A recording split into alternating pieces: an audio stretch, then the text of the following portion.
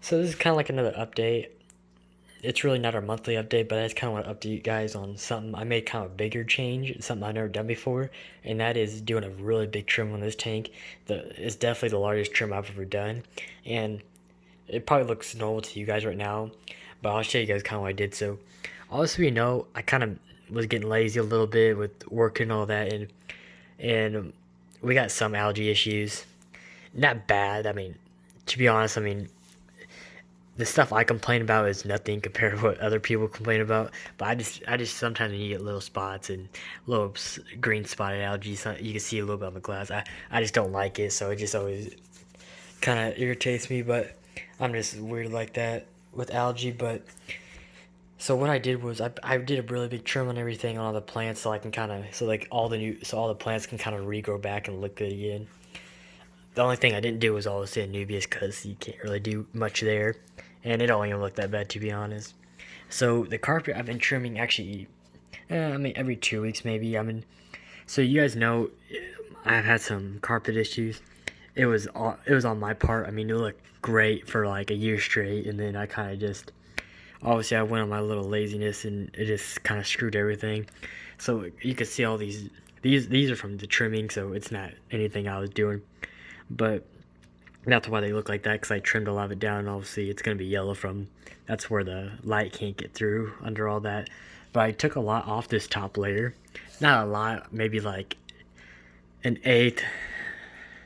Maybe it wasn't a whole lot because I don't have. I mean, my carpet's only like half-inch thick. It's not, it's not real deep just because I don't have CO2, so it's never gonna get that too depth. But I trimmed the whole top layer, so that's why you see all these spots. I mean, it's just if you trim a carpet, it's just what's gonna look. It's what's gonna look like. You can't really help it, but so I'm hoping that grows back, and we'll just keep eyeing it. I mean, it should all grow back and look good again, but we don't have much time with this tank anyway. So I mean, we'll see what we can do. I mean, if we can at least make it look somewhat decent, that's all I care about. I just want this. I just don't want this tank to end on a bad note.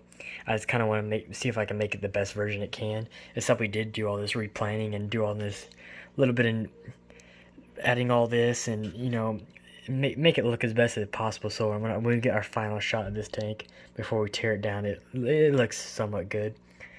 But so this the biggest thing you probably gotta see is the Bakupa. I trimmed that way down.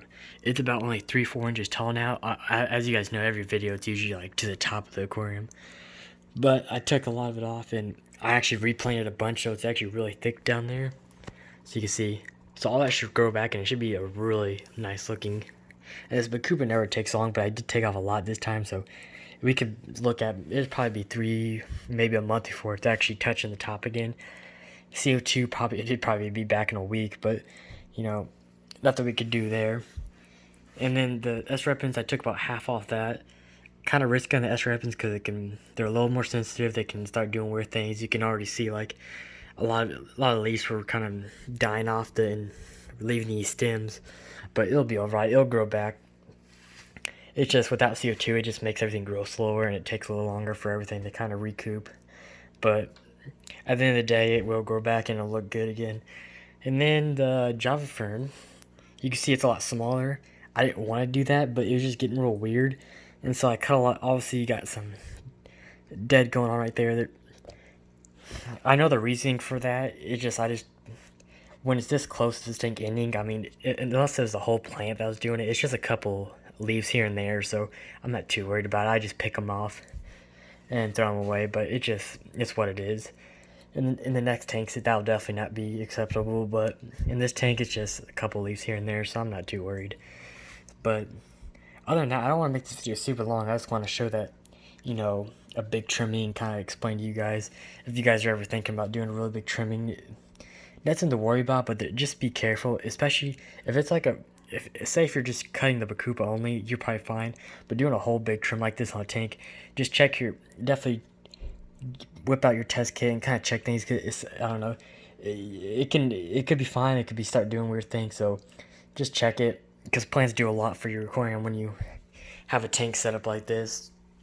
They do a lot for your water parameters and all that. So, but and also clarity. They also support as a filtration too, but obviously that doesn't matter when I have lots of filtration on this, but they do play a part and also keep algae away when you're trimming your plants like this, and your plants kind of go in a regrowing mode, and then they can't do what it is doing, so you might get a little more algae if you do a big trim like this.